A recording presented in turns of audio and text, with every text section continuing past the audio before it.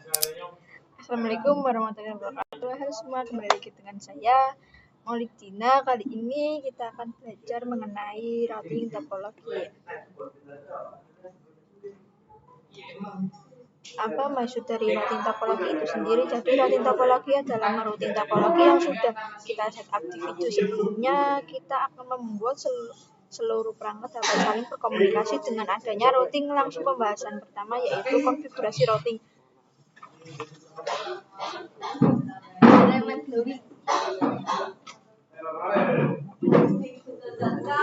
Kita akan melakukan routing pada topologi kita yang mana terdapat host OS, root Debian, klien Ubuntu, server 1 dan juga server 2. Dan pada default klien Ubuntu itu tidak bisa berkomunikasi dengan host OS juga tidak bisa berkomunikasi dengan internal network atau server, begitu juga dengan server yang tidak bisa berkomunikasi dengan klien Ubuntu.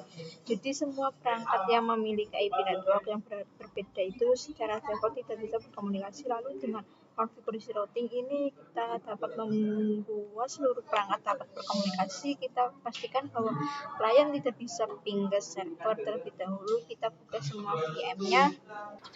Pada klien kita ping dengan 10 ping 10.10.10.1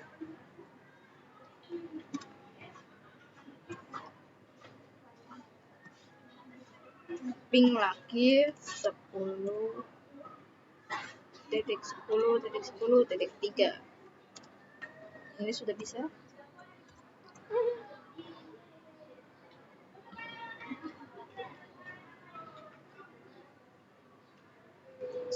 Selanjutnya kita ke router Debian-nya.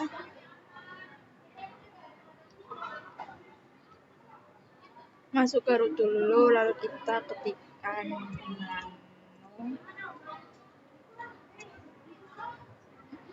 /etc/ctl/onf. Kemudian kita cari net IPv4, netnya itu di sini ada pagernya. Lalu kalian kalau mau menghilangkan pagernya, kalian tinggal hapus pagernya saja.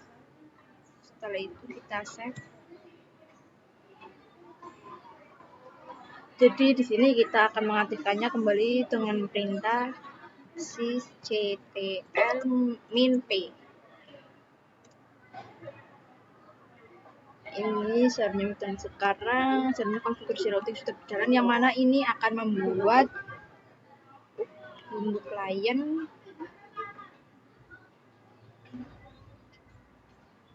bisa ping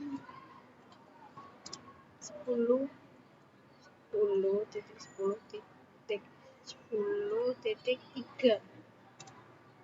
Sudah beres itu teman-teman.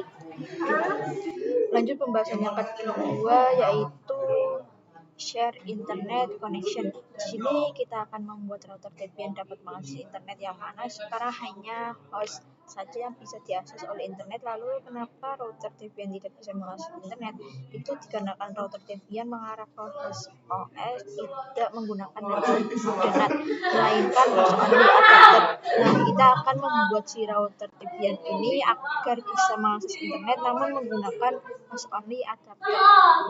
Kalian buka root Debian-nya, masuk submin, kemudian masuk ke user root ping.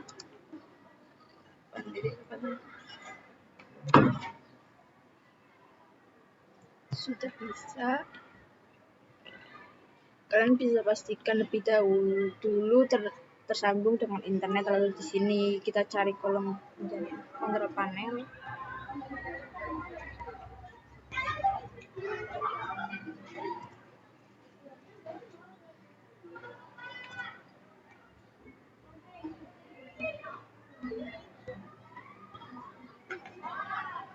Jaringan and internet, network and center, setting, kemudian klik wifi.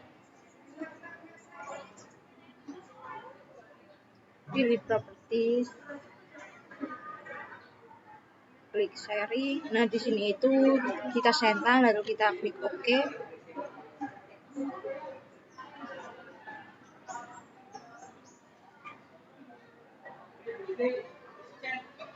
Ketika kalian melakukan sharing connection ke interface VirtualBox atau networking, pasti IP-nya akan berubah ya, yang mana sebelumnya ada titik 56 maka ia akan berubah menjadi 137.1. Maka seharusnya pada root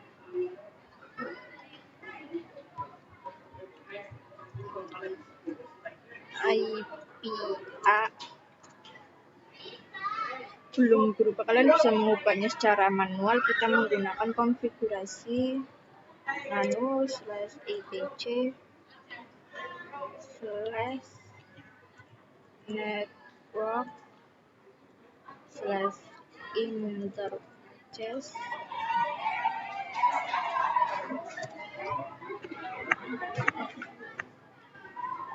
Kemudian pada address kita ubah menjadi 137.1.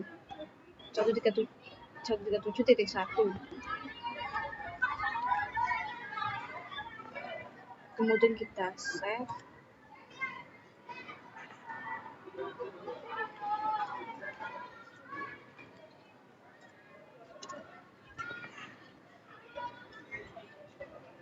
Kita IPA terhubung ke host OS atau tidak dapat menggunakan ping. Sekarang coba kita ping internet, pastikan root Debian dapat terhubung ke host OS atau tidak dengan ping 192.168.137.10. Ini sudah bisa. Sekarang kita coba ping ke internet dengan ping 88. Ini sudah bisa, sudah berhasil ya. Lanjut pembahasan yang ketiga, yaitu konfigurasi NAT. NAT adalah network address translate yang digunakan untuk menerjemahkan atau mengubah IP privat menjadi ke publik ataupun sebaliknya. Jadi sebelumnya kita membuat router Debian dapat mengakses internet, maka sekarang kita akan membuat server 1 dan server 2. Setelah klien Ubuntu dapat terakses internet, kita akan menggunakan protokol NAT untuk menerjemahkan IP privat ke IP publik. Di sini kita anggap IP publik adalah 192.168.1.1/24. Kita masuk ke prakteknya. Nah, sebelumnya itu kita install lebih dulu perintah IP tables. Namun sebelum itu kita perlu mengemod file Debian kita agar bisa menginstal sebuah fitur ataupun tools dengan cara apt-min cd-rom add.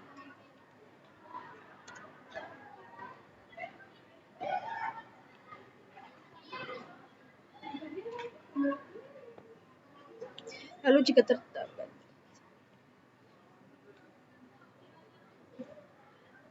Jika sudah, maka kalian bisa melakukan instalasi IP tables apt-min get install IP tables.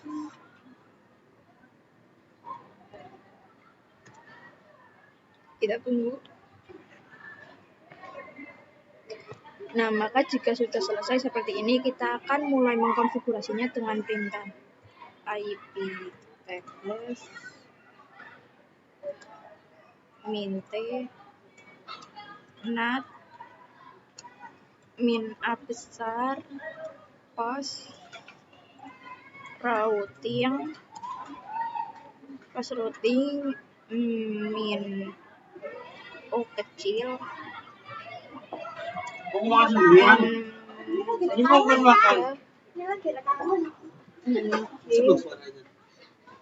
mas Mas Wirade setelah itu kita enter. Setelah itu kita coba ke klien. Lalu jika sudah selesai konfigurasinya, kita cek untuk ping 88.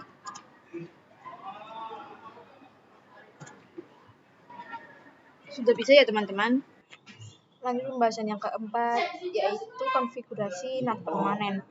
Jadi kenapa kita mau melakukan NAT permanen? Karena jika kita hanya melakukan konfigurasi dengan NAT biasa, maka NAT tersebut tidak akan berfungsi secara permanen. Di sini kita coba cek terlebih dahulu, masuk root dulu sumin, maka akan muncul output ping google.com.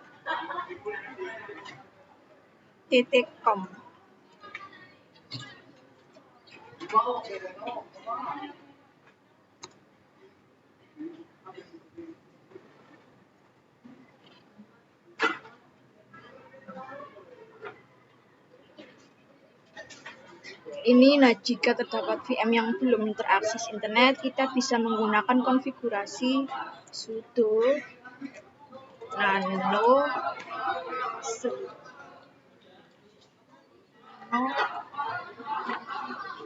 etc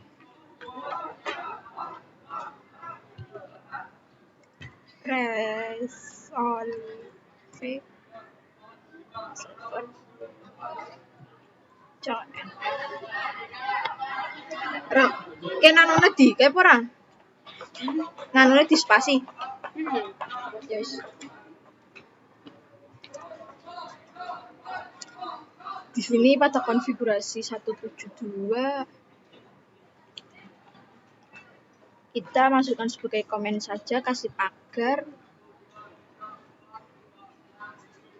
yang ini. Itu berarti server kita diarahkan ke server lokal, bukan server Google. Lalu kita nambahkan name server 8.8.8.8. Lalu kita save. Kemudian di sini kita akan coba ping google.com. Maka berhasil ya. Itu